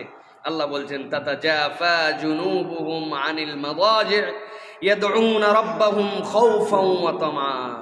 আল্লাহ রাব্বুল আলামিন বলছেন, একদল লোক আমার আছে যারা রাতের কিছু অংশ তাদের পিঠকে মাটির সাথে লাগায় রাখে না, খাটের সাথে লাগায় রাখে না, উঠে যায়। উঠে যাওয়ার পরে আল্লাহ রাব্বুল আলামিনের ইতাআত এবং আল্লাহর ভয়ে তাদের চোখ দিয়ে পানি পড়ে। আল্লাহ বলছেন, এই বান্দাকে আল্লাহ এত পছন্দ করেন, কিয়ামতের হিসাব তো অনেক দূরের কথা, দুনিয়ায় থাকতেই তাকে ক্ষমা প্রাপ্তদের তালিকায় উল্লেখ করে আল্লাহ তারে কবরে নেন। এর পরীক্ষাই হবে না, ওইভাবে কন্ডিশন দিয়ে ওরে আল্লাহ রাব্বুল আলামিন কবরে নিয়ে যান। পরীক্ষা মুক্ত বান্দা আমার, কি কোয়ালিটি তার? আল্লাহ রাব্বুল আলামিন বলছেন, ইয়াদউনা রাব্বাহুম খাওফান ওয়া তামা। ওই বান্দার গুণাগুণই হচ্ছে যে আল্লাহকে ডাকে, আল্লাহ আমি কেমনে আপনার কাছে হিসাবে দাঁড়াবো, আল্লাহ আমি না চাইলেও তো আমার জীবনে ভুল হয়ে যায়, কেমনে আপনার সামনে আমি দাঁড়াবো, আমার উপযুক্ততাই নাই, এই ভয়। আর আল্লাহ যে তারে ডাকতে বলছেন, ওই জন্য আল্লাহরে ডাকে, আর চোখ দিয়ে তার পানি পড়ে। আল্লাহ বলছেন, আমার এই বান্দাকে আমি রব্বুল আলামিন পছন্দ করে ফেলেছি। সুবহানাল্লাহ। অথচ আমাদের ফুল লাইফে একদিনও খুঁজে পাওয়া যাবে না এইটা, পুরা জীবনেও একদিন নাই রে ভাই। রাতকে রাত বলে ঘুম হয় নাই হুজুর, ফজর পর্যন্ত আজকে বিছনায় শুধু ছটফট করছি, একটু ঘুমাতে পারি নাই। মাঝে মাঝে মানুষ এরকম হয়, কি কারণে হয় কেউ জানে না, হয় না এরকম ভাই মাঝে সারা রাত। তো আপনি কি করছেন? ছটফট করতে করতে ভাই, ছটফট না করে উঠে 2 রাকাত নামাজ আলাদা করে একটা ঘরে, যে বউ জানবে না, বাচ্চা জানবে না, চুরি করে আল্লাহর কাছে, আল্লাহর থেকে চুপে চুপে কানে কানে আল্লাহর কাছে গোপন গুনার ক্ষমা নেওয়া। আমি আমার ভাষায় এটা বলি, আপনি বলেন না কানে কানে কথা, আসলে কি কানে কানে কথা হয়? কিন্তু এটা হচ্ছে একটা আমাদের জন্য একটা টার্ম, এমন কথা যে কান টু কানে গেছে, মুখও নাই মনে হয়, এত কাছে, মুখ দিয়ে কান অনেক দূরত্ব, কিন্তু কানে কানে কথা হয়ে গেছে, এত গোপন কথা। আল্লাহর কাছে এরকম আল্লাহকে কানে কানে, আল্লাহর কানে কানে বলেন আপনি, দেখবেন ফিলিংসটা কেমন হয় প্রিয় ভাইরা। এটা হচ্ছে আমাদের জন্য সর্বশেষ প্রক্রিয়া প্রিয় ভাইরা। এই জন্য একাকী তাহাজ্জুদ এবং নিঃসঙ্গভাবে একটা টাইম বের করে আল্লাহর সাথে কানে কানে কথা বলা, এইটা যদি আমরা করতে পারি ইনশাল্লাহ আমাদের বাহিরটা কেবল নয় ভেতরটাও সুন্দর হবে। তাহলে আবার সবগুলো একটু মিলায়ে ফেলি আমরা প্রিয় ভাইরা। 1 নম্বর যেটা বলেছি, অন্তরের ফিতরাত ঠিক রাখা। 2 নম্বর বলেছি গোপনে করা গুনাহ লুকিয়ে ঠিক করে ফেলা। 3 নম্বর বলেছি আত্মা কলুষিত হয়, বাহ্যিক তাহলে মূল্যহীন হয়ে যায়, এটার থেকে আমাদেরকে বেরিয়ে আসতে হবে। 4 নম্বর বলেছি গোপনেই নিজের বিচারক হওয়া, সেটা টাস্কও আপনাদের কাছে বলে দিয়েছি, দিনলিপিতে ভালো মন্দ লিখা এবং আত্মনিন্দার অভ্যাস করা। 5 নম্বর গোপনে সাহায্য করা, এটাই হচ্ছে সেরা সাদাকা। 6 নম্বর বলেছি ভেতরে হিংসা পুষে না রাখবো, সবাইরে ক্ষমা করে দিব, আল্লাহ থেকে ক্ষমা বুঝে নিব। 7 নম্বর নিজের প্রতি দয়াশীল হওয়া, পাপ দিয়ে নিজেকে ঘৃণা নয়, নিজেকে কল্যাণের দিকে, তওবার দিকে এগিয়ে নেওয়ার শপথ নাও। 8 নম্বর বলেছি সময়ের হিসাব কষা। আর 9 নম্বর বলেছি আল্লাহর কাছে গোপনে কান্নাকাটি করা, অন্তর জীবিত হয়ে যায়। আমরা যদি এই কাজগুলি ছোট কিন্তু একটু যদি পরিবর্তনের নিয়তে শুরু করতে পারি, তাহলে আল্লাহ আমাদের ভিতর বাহিরটাকে সুন্দর করে দিবেন, বলেন আল্লাহুম্মা আমিন। আল্লাহ আমাদের সকলের ভিতর বাহিরকে সুন্দর করে দেন, বলেন আল্লাহুম্মা আমিন। কতগুলো বিষয় আছে ভাই, যে বিষয়গুলি একটুখানি এখন আমরা সামগ্রিকভাবে আলোচনায় যাব। এর অন্যতম একটা বিষয় হচ্ছে বাংলাদেশে এখন টক অফ দ্য কান্ট্রি হচ্ছে যে বাংলাদেশে জাতিসংঘের মানবাধিকার অফিস তারা প্রতিষ্ঠিত করবে, এক্ষেত্রে সরকার সায় দিতে চাচ্ছে এবং বিভিন্ন ধরনের এজেন্ডা বাস্তবায়নকারী বিভিন্ন ব্যক্তিরা এটাকে সমর্থন জানায়া পুলকিত হতে যাচ্ছে। কিন্তু আমরা যদি একটু ছোট্ট করে দেখি, এই জাতিসংঘের মানবাধিকার কমিশন এই পুরা পৃথিবীতে 193টা জাতিসংঘের অধিভুক্ত দেশের মধ্যে মাত্র 16টা দেশে জাতিসংঘের অফিস আছে। তো মানবাধিকার আর এটা যদি এত গুরুত্বপূর্ণ হতো, পৃথিবীর সব দেশে তার অফিস খুলে ফেলার কথা, তোমরা সব দেশে অফিস খোলো না। এবং আজব ব্যাপার, পৃথিবীর সবচেয়ে বেশি জুলুম হয় যেই জায়গাগুলা, ভারত, চীন, মায়ানমার এবং ফিলিস্তিনের মুসলমানদের যেই জায়গাগুলি আছে যেগুলোতে মানবাধিকার লঙ্ঘন হয়, এর মধ্যে মুসলমান নিধনের দিক দিয়ে ভারত, চীন এবং মায়ানমার 1 নম্বর আছে। ওনারা আল্লাহর দয়ায় এইগুলাতে অফিস চোখে দেখে না, এইগুলাতে কিচ্ছু দেখে না, শুধু দেখে মুসলিম কান্ট্রি যেগুলো আছে ওইগুলার মধ্যে কিভাবে এই অফিস খোলা যায়। এখন জিজ্ঞাসা হচ্ছে মুসলিম কান্ট্রির প্রতি তাদের সদয় থাকতেই পারে, খুলুক অফিস যদি ভালো হয়, কিন্তু নেপথ্যের ঘটনা কি? নেপথ্যের ঘটনা যদি দেখা যায় তাহলে তাদের একটা চমৎকার স্লোগান আছে, সেটা হচ্ছে লিভ নো ওয়ান বিহাইন্ড, কাউকে বাদ দিয়ে নয়। কথা ঠিক না ভাই? কাউকে বাদ দিয়ে নয়, এর মানে কি জানেন? কাউকে বাদ দিয়ে নয় মানে আপনি পুরুষ হন, নারী হন, সমকামী হন, LGBTQ হন, যা হন, কাউকে বাদ দিয়ে নয়, সকলকে সাথে নিয়ে। আপনারা তো একমতের সাথে না? আহা, ওরা কৌশলে মুসলমানদের মধ্যে এইগুলা ছড়াই দিতে চায়। মুসলমানদের জন্য ওদের কোনো প্রীতি যদি উতলায় উঠতো, তাহলে আমরা তাদের কাছে জিজ্ঞাসা করতে চাই, মানবাধিকারের সংজ্ঞা কি আপেক্ষিক? মানবাধিকারের সংজ্ঞা কি আপনাদের সার্বজনীন? আপনারা মানবাধিকারের রূপে আপনারা গাজার শিশুদেরকে দেখতে পারেন না, আপনারা কাশ্মীরের মুসলমানদেরকে দেখতে পারেন না, ইন্ডিয়ায় মুসলমান নিধন হয় সেটা আপনি দেখতে পারেন না, মায়ানমারের লক্ষ লক্ষ নির্যাতিত মানুষরা আমাদের কাছে হিজরত করে আছে, জিনজিয়ানে মুসলমানরা কষ্টের মধ্যে আছে। মানবাধিকার ওখানে নাই। শুধু মানবাধিকার কোন জায়গায়? এইগুলা জায়গাতে তারা অফিস খুলতে চায়। এই জন্য আমাদের পক্ষ থেকে জোর প্রতিবাদ থাকবে যে ইন্টারিম গভর্নমেন্ট সহ যারা দায়িত্বশীল আছেন, আপনাদের কাজ এইগুলা নয়। আপনাদের যৌক্তিক কাজ আপনারা করেন, এমন কোনো কাজ করেন না যাতে দেশকে আপনারা বিপদের মুখে ফেলে দিয়ে যান। 3 বছরের প্রাইমারি চুক্তি হয়, টার্গেট অনেকগুলো আছে, বিহাইন্ড দ্য টার্গেট, কোন দিক দিয়ে খাস কেটে কেটে কুমিরের রচনা লিখতে হয় এটা বাঙালি জানে। আপনাদের এই খাস কাটারও আমরা জানি। পার্বত্য চট্টগ্রামের দিকে আপনাদের কি নজর এটা আমাদের জানা আছে। কাদিয়ানীদের জন্য আপনাদের এত মায়া কান্না কেন এটা আমাদের জানা আছে। এই দেশের সভ্যতা সংস্কৃতির সাথে সমকামিতা, পুরুষ রূপী মহিলা, মহিলা রূপী পুরুষ, এর সাথে আমাদের দূরতম সম্পর্ক নাই, এটা নিয়ে আপনাদের ইন্টারেস্টের পয়েন্ট আমাদের জানা আছে। অতএব এই সকল কূট কৌশল এদেশে বাস্তবায়ন করতে যদি চান, আর এই বাস্তবায়ন করার ক্ষেত্রে যারা সহযোগিতা করতে চায়, আমাদের যদি এর বিপক্ষে প্রতিবাদ, এর বিপক্ষে যদি দাঁড়াতে হয়, বাংলাদেশের প্রত্যেকটা মুসলমান তাদের জান প্রাণ দিয়ে দাঁড়াবে, কিন্তু এই সকল অপসংস্কৃতি প্রতিষ্ঠিত হতে দেবে না, ঠিক কিনা? এই জন্য আমরা ঠান্ডা মাথায় আপনাদেরকে বলতে চাই যে আমরা সকল যৌক্তিক কাজ, পজিটিভ কাজ, দেশ গঠনের কাজের সাথে আমরা আছি, কিন্তু আপনারা আমার ঈমান, ইসলাম এবং এই সকল বিষয়ের যদি আপনারা হাত দেওয়ার চেষ্টা করেন, এই অপকৌশল যদি ঢুকানোর চেষ্টা করেন, তাহলে কিন্তু আপনারা এর বাধা পাবেন।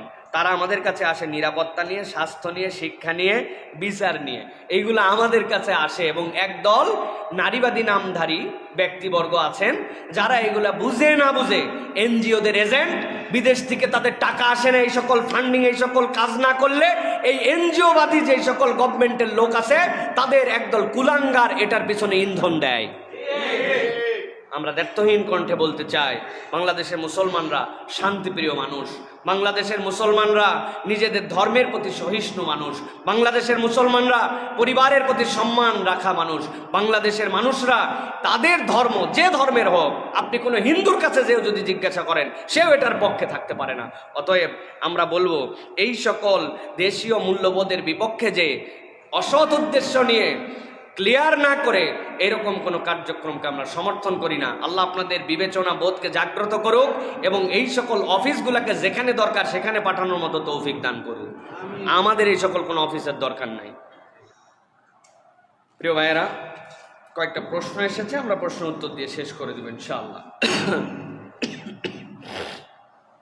একজন প্রশ্ন করেছেন, মাথা ব্যথা আমার কমে না এবং শরীরের দুর্বলতাও যায় না, দয়া করে এর জন্য কি কোনো রুকিয়া আছে, আমাকে জানাবেন। প্রিয় ভাইয়েরা, রুকিয়া শারঈয়া এটা আল্লাহ রাব্বুল আলামিনের পক্ষ থেকে দেওয়া নবীজি সাল্লাল্লাহু আলাইহি সাল্লামের অন্যতম একটা নিয়ামত। আমরা যত ধরনের ট্রিটমেন্ট করি সাথে রুকিয়া শারঈয়া আমাদের জন্য গুরুত্বপূর্ণ। মাথা ব্যথার জন্য অনেকের আছেন মাথা ব্যথা অকারণে, এটা ছাড়ে না, আপনি একটু চোখটা দেখান, মাইগ্রেনের প্রবলেম আছে কিনা দেখান, অথবা ডাক্তারের ভালো একজন ডাক্তারের পরামর্শ নিয়ে যদি সিটি স্ক্যান করা লাগে, অনেক সময় ইন্টারনাল অনেক বিষয় থাকে, অনেক হিলিং হয়, এইগুলোর জন্য অনেক কিছু থাকতে পারে। সাথে সাথে রুকিয়ার একটা দিক হচ্ছে 7 বার সূরা ফাতিহা পড়া, প্রত্যেকবার আলাদা আলাদা করে পড়ার পরে আপনার মাথার যে অংশে ব্যথা সেই অংশে আপনার ফু দেওয়া। মাথায় ফু দেওয়ার ক্ষেত্রে হাতের মধ্যে ফু দিয়ে এরপরে কপালে নেওয়া এবং এইভাবে আপনার জন্য 7 বার করে সূরা ফাতিহা পড়া, এইটা হচ্ছে 1 নম্বর রুকিয়া। সূরা ফাতিহা হচ্ছে শিফা। 2 নম্বর যেটা, সেটা হচ্ছে 3টা কুল, যেটা আমরা গা বন্ধের জন্য পড়ি, ইখলাস, ফালাক, নাস। রাসূলুল্লাহ সাল্লাল্লাহু আলাইহি ওয়াসাল্লামের পরে ফু দিতেন মাথার থেকে কপালের সামনে দিক, আমরা অনেক পেছন দিকে করি, পেছনে না, এটার যে ময়েশ্চারটা ফু দিলেন ওইটা কপাল সহ ধরে আপনার পুরা গা, ইখলাস, ফালাক, নাস 3টা পরে ফু দিয়ে একবার, আবার একবার, আবার একবার, 3 বার। এটা 2 নম্বর আমল। এই 2টা আমল যদি আপনি করেন ইনশাআল্লাহ, সাথে যদি ট্রিটমেন্ট যেগুলি আছে সেগুলো যে গ্রহণ করেন, আল্লাহ চাইতো ইনশাআল্লাহ আপনার মাথা ব্যথা চলে যেতে পারে ইনশাআল্লাহ। আর একটা বিষয় হচ্ছে যে আমাদের অনেক সময় আমরা আমাদের শারীরিক শক্তি পাই না, এটার সাথে কিন্তু একটা জড়িত আছে, শারীরিক দুর্বলতার কারণেও মানুষের মাথা ব্যথা হতে পারে। সেই ক্ষেত্রে সূরা মুলকের 4 নম্বর আয়াত অনেক সালাফরা পড়তে বলেন, ফারজি'ল বাসারা কাররাতাইন ইয়ানকালিব ইলাইকাল বাসারু খাসিআন ওয়া হুয়া হাসির। আপনি যদি এইটার আমল সকাল সন্ধ্যা এই সূরা মুলকের 4 নম্বর আয়াত, এই আয়াতটা পড়েন, তাহলে আল্লাহ রাব্বুল আমিন আপনার একটা শারীরিক সক্ষমতা দান করবেন। আর একটা দোয়ার কথা বলা হয় নিজের উদ্যম বৃদ্ধির জন্য, এই দোয়াটি অনেক কার্যকর। আল্লাহুম্মা ইন্নী আসআলুকা কুওয়াতা ফি তাআতিক ওয়া নাশাতান ফি ইবাদাতিক। আল্লাহ আপনি আমার শারীরিক সক্ষমতা বৃদ্ধি করেন, ওয়া নাশাতান ফি ইবাদাতিক, আর আপনার ইবাদতে আমার উদ্যম বাড়ায় দেন। সাথে প্রত্যেক রোগের সাথেই কোরআনের দুইটা মেডিসিন ডাইরেক্ট, এই দুইটা গ্রহণ করার জন্য চেষ্টা করবেন। একটা হচ্ছে বেশি বেশি করে মধু খাওয়া, আর 2 নম্বর হচ্ছে বেশি বেশি করে আল্লাহ রাব্বুল আলামিনের জিকিরের মধ্যে নিজের নফসকে জড়িত রাখা। এই দুইটা ডাইরেক্ট মেডিসিন। এটা যদি করেন ইনশাআল্লাহ আপনার মাথা ব্যথা চলে যেতে পারে, এবং ইনশাআল্লাহ আল্লাহ চাইলে আপনি আপনার শরীরে সক্ষমতা আবার ফেরত পাবেন ইনশাআল্লাহ। একজন জিজ্ঞাসা করেছেন, কাউকে না জিজ্ঞাসা করে হোয়াটসঅ্যাপ গ্রুপে যুক্ত করা হয়। আমি অনেক গ্রুপে জানি না আমাকে ঢুকিয়ে ফেলা হয়, মেসেঞ্জার গ্রুপে অ্যাড করা হয়। এমন অনেক গ্রুপ আছে যেগুলো আমাকে বিব্রত করে ফেলে, অথচ এই মানুষগুলাকে কিছু বলতেও পারি না। শরীয়তকে এটা অ্যালাউ করে? প্রিয় ভাইয়েরা, খুব চমৎকার একটি জিজ্ঞাসা এটি আমি মনে করি। কেননা এখন হোয়াটসঅ্যাপ গ্রুপ একটা কেউ বানালো, আপনার নাম্বারটা আছে, মন চাইলো তার গ্রুপের মধ্যে আপনাকে ঢুকালো, ঢুকানোর একটা উদ্দেশ্য আছে, এরপরে বিভিন্ন লিঙ্ক শেয়ার করলো। রাত দিন আপনার আর কোনো কথা নাই, আপনার মোবাইল খালি নোটিফিকেশান। হঠাৎ করে গ্যালারিতে ঢুকে দেখবেন 500 ছবিতে গ্যালারি ভরে গেছে, কিরে আমি তো এই ছবিই তুলি নাই। পরে দেখবেন অমুক গ্রুপে ঢুকাইয়া কেউ একটা শেয়ার করছে, আর এইটা আপনার নোটিফিকেশানের ঠেলায়, আর আপনার এই কোনো দুনিয়ার কাজ করা চলবে না। প্রিয় ভাইয়েরা, শরীয়তে বিষয় কি বলে? শরীয়ত 3টা দিকের নির্দেশনা এখানে দেয়। 1 নম্বর, ইসলাম শিষ্টাচার শিখিয়েছে। আল্লাহ রাব্বুল আলামিন কোরআনুল কারীমের মধ্যে সূরা নূরের মধ্যে কি বলেছেন? আল্লাহ বলছেন, ইয়া আইয়ুহাল্লাযীনা আমানু লা তাদখুলু বুয়ুতান গায়রা বুয়ুতিকুম, একজন আরেকজনের বাড়িতেই ঢুকবে না, হাত্তা তাস্তানিসু ওয়া তুসাল্লিমু আলা আহলিহা, অনুমতি আর সালাম না দিয়ে ঢোকাই যায় না। এখন আপনার কাছে মোবাইল নাম্বার দিছে, আপনি কোন শিষ্টাচারে? জিজ্ঞাসা নাই, কিচ্ছু নাই। অমুক বাজার গ্রুপ, তমুক ব্যবসায়িক সমিতি, তমুক ফটোগ্রাফ সোসাইটি, তমুক অ্যালুমনাই, আপনার যা মন চাইছে এই গ্রুপের মধ্যে আপনি তারে ঢুকাই ফেলছেন। 1 নম্বর, আপনি শিষ্টাচারের বহির্ভূত কাজ করেছেন। 2 নম্বর কি করেছেন? 2 নম্বর, ব্যক্তিগত নাম্বার আমানত। নবীজি বলছেন, ইমানদারের রক্ত আমানত, সম্পদ আমানত। আপনার এসে কি অনুমতি দিছে যে আপনি যেই গ্রুপে মন চায় এই গ্রুপে ঢুকাবেন? আপনি তার নাম্বারটা পাইছেন, সেভ করছেন, আর মনে করছেন মাশাআল্লাহ। আরো তো অনেকে আছে, ভিআইপি লোকের নাম্বার আছে, আপনার যে নাম্বার আছে, হ ভাই দিয়ে দিলাম, তুই কল করে দেখ। আপনি তার অনুমতি নেন নাই, অথবা সে আপনাকে নাম্বার দেওয়ার সময় বলে দেয় নাই যে যাকে ইচ্ছা তাকে আমার নাম্বার দিতে পারবেন। তাহলে আপনি যে ওই গ্রুপের মধ্যে নাম্বারটা ঢুকাই দিলেন, আপনি একটা আমানতের খেয়ানত করছেন। 3 নম্বর যেটা বিষয় ভাইয়েরা, সেটা হচ্ছে রাসূলুল্লাহ সাল্লাল্লাহু আলাইহি ওয়াসাল্লাম বলেছেন, তোমরা অন্যের বিরক্তি এবং অন্যের যে অচাহিদা, যেটা তার চাহিদা নাই, তার প্রতি তোমরা সম্মান দাও। আপনি অন্যের বিরক্তি বলতে কি বুঝাচ্ছেন? নবী করিম সাল্লাল্লাহু আলাইহি ওয়াসাল্লাম বলছেন, তুমি তোমার কার্যকলাপ দ্বারা যদি কেউ কষ্ট পায়, তাহলে এটা তার জন্য একটা বিরক্তি। ইমানদার কখনো কাউকে কষ্ট দিতে পারে না। তা আপনি এমন একটা কাজে ঢুকাইছেন, এই লোক বলতে পারতেছে না, কিন্তু নিজেই বিব্রত যে ভাই এই গ্রুপে আমারে ঢুকালো কেন। এটা আমাদের একটা জেনারেল প্র্যাকটিস হয়ে গেছে প্রিয় ভাইরা। সাথে সাথে আমরা ফেতনাতেও ফেলতেছে অনেককে। এমন গ্রুপে ঢুকাইছে যেই গ্রুপের সাথে আমার কোনো সম্পর্ক নাই, ফেতনা ঢুকাইছে। আমারে যে কত গ্রুপে ঢুকাইছে, এর মধ্যে মহা গ্রুপ আছে, সকাল সন্ধ্যা রবি, এয়ারটেল, অমুক তমুক অফার। ও ভাই, আমার তো নাম্বারই একটা, তাও ভিন্ন কোম্পানির, তো আপনি আমার এর মধ্যে ঢুকালেন কেন? অমুক তমুক পাড়া মহল্লা, আল্লাহু আকবার। আর আমি একমাত্র বান্দা যার একটা নাম্বার, দুনিয়াতে একটা নাম্বার, কোনো দ্বিতীয় নাম্বার নাই। বন্ধ থাকলে ওইটা, খোলা থাকলে ওইটা।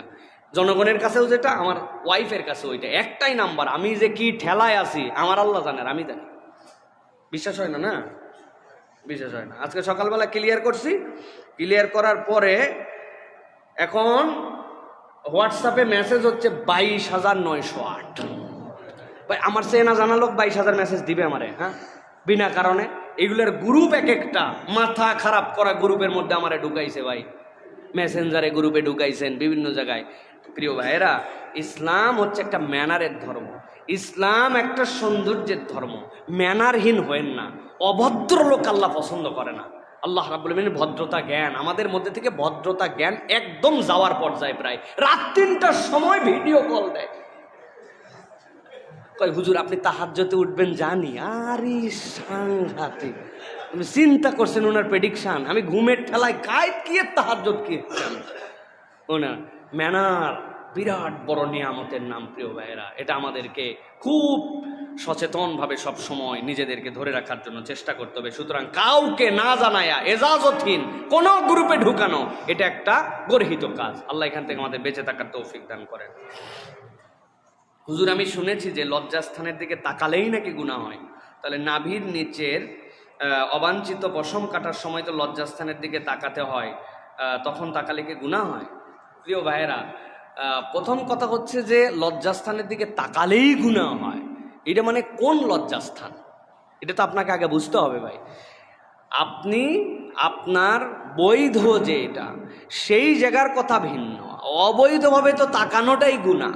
তাহলে আপনি আপনার যেই কাজ আল্লাহ রাব্বুল আলামিন রাসূলুল্লাহ সাল্লাল্লাহু আলাইহি ওয়াসাল্লাম দায়িত্ব দিয়েছেন, সেই লজ্জাস্থানে আপনি যদি আপনার পরিষ্কার পরিচ্ছন্নতার দিকে তাকান, এটা গুনাহ হবে না। সুতরাং আপনার এই জানাটার মধ্যেই গ্যাপ আছে।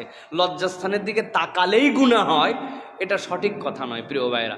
আল্লাহ রাব্বুল আলামিন কোরআনুল কারীমের মধ্যে বলেছেন, হুন্না লিবাসুল লাকুম ওয়া আনতুম লিবাসুল লাহুন্না। স্বামী স্ত্রী একে অপরের পোশাকের মতো, সুতরাং তারা তাদের মতো করে নিজেরা একত্রিতে তাদের জীবন যাপন করবেন। এখন সেখানেও যদি আপনি গুনাহ খুঁজে বেড়ান, তাহলে তো বড় মুসিবত। নবী করিম সাল্লাল্লাহু আলাইহি ওয়াসাল্লাম তো এটাকে সওয়াব বলছেন। ইয়া রাসূলুল্লাহ, রাত্রে আমি আমার স্ত্রীর সাথে থাকি, এইটা কেমনে সওয়াব? বলেন, তুমি যদি তোমার স্ত্রীর সাথে না থাকতে, তাহলে তোমার এই জৈবিক চাহিদা চরিতার্থের জন্য অন্য কোথাও যেতে যাওয়া লাগতে পারতো, চাহিদা তৈরি হতে পারতো।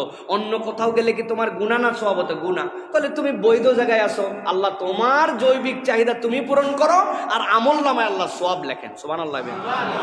সুতরাং রব আমাদের জন্য দয়াদ্র। ইসলাম কঠিন নয়, অবান্তর কোনো প্রশ্ন করে এই জায়গাতে আপনার নিজের অন্তরের মধ্যে নিজে পেরেশানি তৈরি করার দরকার নেই। আপনি তো চোখ বন্ধ করে কাম করেন, তো কাইটা মাইটা সব গেলে তো বিরাট বড় মুসিবত।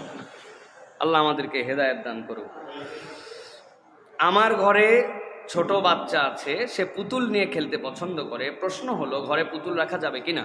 প্রিয় ভাইয়েরা, বাচ্চা কাচ্চা যখন পুতুল নিয়ে অনেকেই খেলাধুলা করে, শরআন যে এই পুতুলের অবয়ব না দিয়া, মানে লুকি পুতুল, লুকি একটা খেলনা ডল, এটা জায়েজ। কিন্তু আলাদা করে চোখ বানায় দেওয়া, আলাদা করে নাক বানায় দেওয়া, অবয়ব দেওয়া, এই পুতুল দিয়ে বাচ্চাদেরকে খেলতে দিবেন না।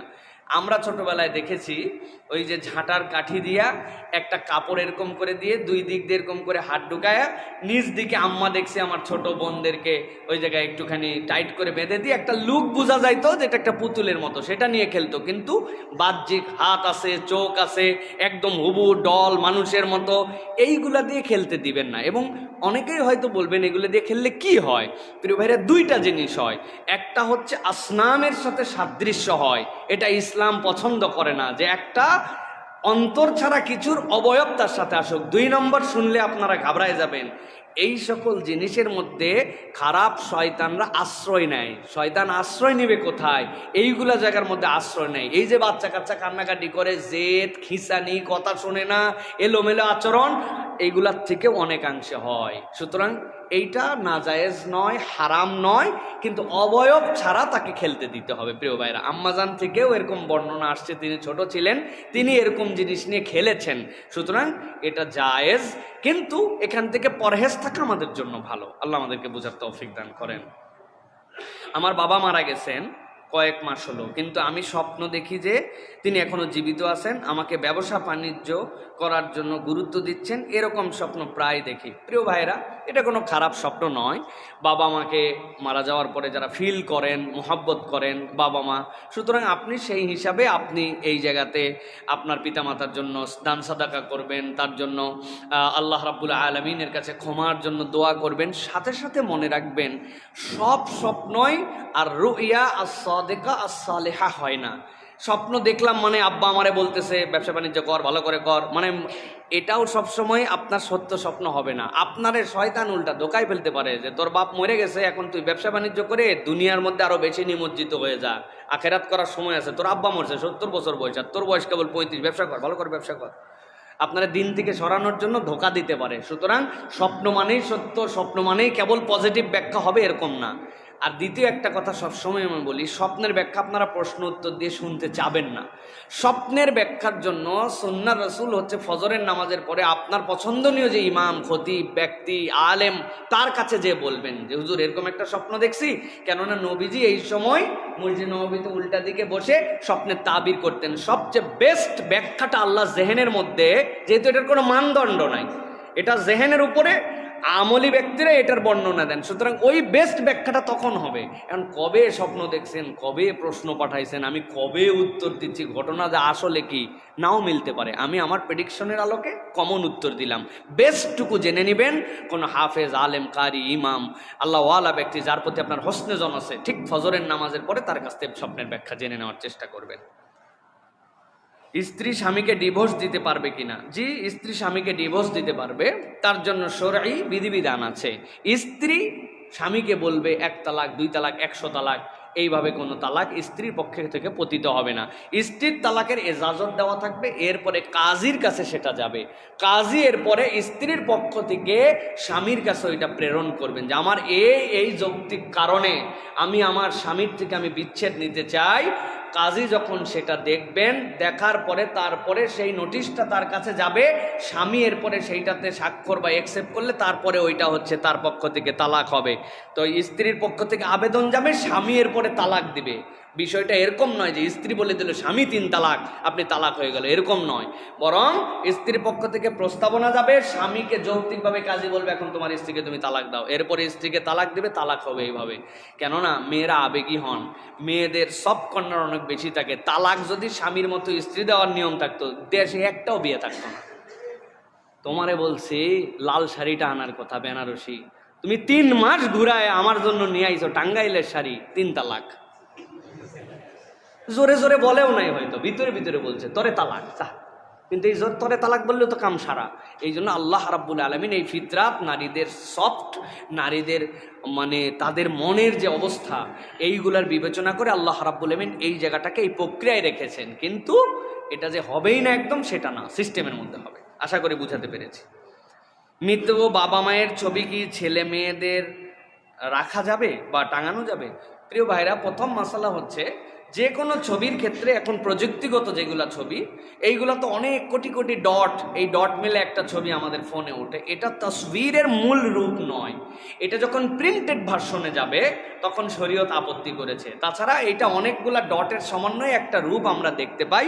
যদিও অযৌক্তিক কারণে ছবি তোলা উচিত নয়, না তোলাটাই আকরাবুলিত তাকওয়া, কিন্তু এইটাকে প্রিন্ট করে, এইটাকে আলাদা করে, আপনি পিতামাতা মারা গেছে, আপনি আপনার মোবাইলের মধ্যে আছে, থাকতেই পারে আপনার বাপ মায়ের ছবি, সেটা রয়ে গেছে একটা সফট ভার্সনে, কিন্তু ওইটাকে প্রিন্ট করে টাঙ্গায় রাখা, ওয়ালে রাখা, এটা শরীয়ত আপনার জন্য অ্যালাউ করে না। এটা মরম বিজাতীয় সংস্কৃতি, কাফের মুশরিকদের সংস্কৃতি, এখান থেকে আমাদের পরহেজ করতে হবে। আর আপনার বাপ মায়ের ছবি এরকম করে টাঙ্গায় রাখা আপনার কী লাভ প্রিয় ভাইয়েরা? এই টাঙ্গানোর মধ্যে তো কোনো বরকত নাই, এই টাঙ্গানোর মধ্যে কোনো কল্যাণ নাই। সুতরাং ইসলাম মানার মধ্যেই কল্যাণ, এবং বাবা মার জন্য সন্তানের যে দায়িত্ব, সেই দায়িত্বগুলো আপনি পালন করেন ইনশাল্লাহ, তাহলে আপনার বাবা মা আরও বেশি খুশি থাকবেন। এই ছবি টাঙ্গায় বাপ্পারে মহব্বত দেখানোর ইসলামী শরীয়তের কোনো দিক নির্দেশনা নেই। আল্লাহ আমাদের বোঝার তৌফিক দান করুন। হাযা মা ইনদাল ইলমু ইনদাল্লাহ, সুবহানাকাল্লাহুম্মা বিহামদিকা আশহাদু আল্লা ইলাহা ইল্লা আনতা আস্তাগফিরুকা ওয়া আতুবু ইলাইক। আসসালামু আলাইকুম ওয়া রাহমাতুল্লাহি ওয়া বারাকাতুহু। এগুলো তো ব্যথা হয়ে গেল।